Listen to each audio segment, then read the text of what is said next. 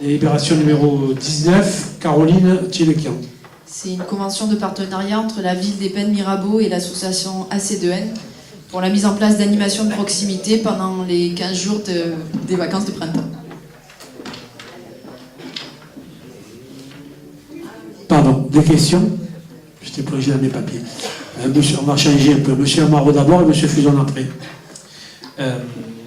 Caroline, je sais l'investissement que tu as sur ta délégation et le travail que tu fais.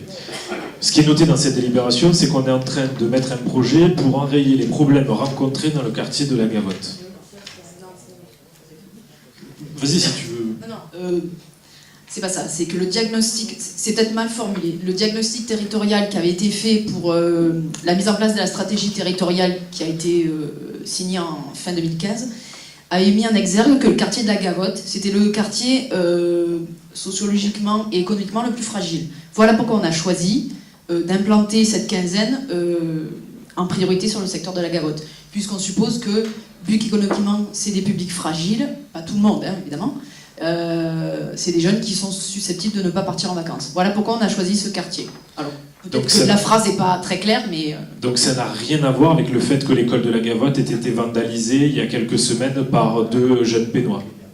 Alors oui, effectivement, il y a eu une vandalisation, la police municipale est intervenue, mais c'est pas en réaction à ça. La réaction, le constat, c'était de se dire que les adolescents pénois, depuis quelques années, ne se reconnaissaient plus dans les activités qui étaient proposées, notamment au centre aéré. On n'arrive pas à attraper les jeunes de 14, 17 ans.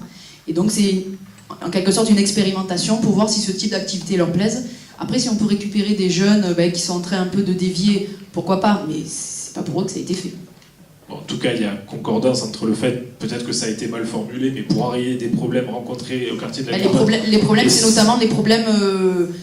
c'est un quartier qui est sociologiquement plus fragile que les autres. On est entièrement d'accord. Et les problèmes qui ont été rencontrés sur l'école de la Gavotte, le problème, c'est qu'en termes de sécurité et en termes de vandalisme, sur ces sujets-là, on ne peut pas y aller avec des demi-mesures. On ne peut pas faire moitié, on ne peut pas faire un peu, on ne peut pas mettre un petit peu pour pincer les plaies.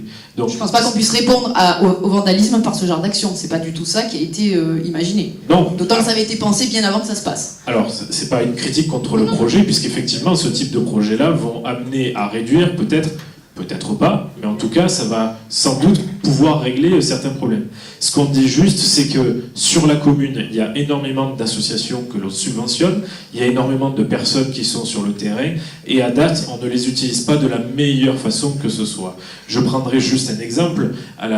Oui, ça résonne un peu. À la Gavotte, il y a l'espace jeune qui a été fermé.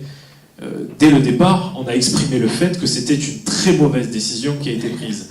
Cet espace jeune devait être remplacé par quoi? Par une association qu'il ne faut surtout pas critiquer, mais qui s'appelle Ludothèque, si je ne dis pas de bêtises.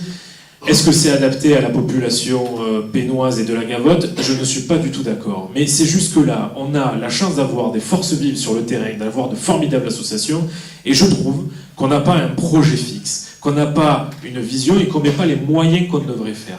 Donc, remettons bien les choses dans leur cadre. Et attention, quand on prend des décisions, le fait d'enlever l'espace jeune de la Gavotte, il y a des premiers effets, et au long terme, je pense qu'on va tirer des effets qui sont un peu négatifs. Alors, pour l'espace jeune de la Gavotte, c'est vrai que c'était une décision de le déplacer sur la Renardière, puisque la fréquentation était cruellement en baisse, sachant qu'en face, la porte d'en face, le centre social a un secteur jeune qui fonctionne à peu près correctement.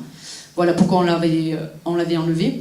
Et cette expérimentation, justement, c'est justement cette vision de se dire, on a un constat depuis quelques années, on a du mal à capter les adolescents. Est-ce que ce genre de structure qui est moins enfermante qu'un centre aéré, qui est plus souple, est-ce que ça leur plairait plus? Voilà pourquoi on a choisi ce genre de choses. Oui, c'est le titre d'essai, hein, c'est bien. Voilà. Monsieur Fuson. C'est quoi les ateliers d'écriture? Un atelier d'écriture. Alors le thème de cette quinzaine, c'est la laïcité. Atelier d'écriture et atelier photo. Et l'atelier d'écriture, c'est la rédaction d'un texte, une poésie, une chanson. C'est tout ce qui est production d'écrit sur le thème de la laïcité. Chanson, quel type de chanson? J'en sais rien, moi c'est pas moi qui vais produire la chanson, ça dépend de l'inspiration qui sera. On a peut-être des grands écrivains qui veulent faire de la chanson française, on a peut-être des gamins qui veulent écrire en anglais, pourquoi pas. La commission, il a bien été précisé, Madame Jean-Paul, c'était du slam. Je vois pas pourquoi on je n'étais pas là, donc j'étais souffrante, donc je n'ai pas pu être là. Le slam, pourquoi pas, c'est quelqu'un qui a envie d'en faire, mais on va pas imposer aux jeunes de faire du slam si certains veulent faire de la chanson française ou du rock. Je vois pas pourquoi ce serait du slam en particulier. Et on peut, même si on voulait faire du slam, on pourrait très bien parler de la laïcité. Je vois pas quel est le problème. Tout à fait. Pas d'autres questions? On va passer au vote, merci. Qui est pour? Qui s'abstient?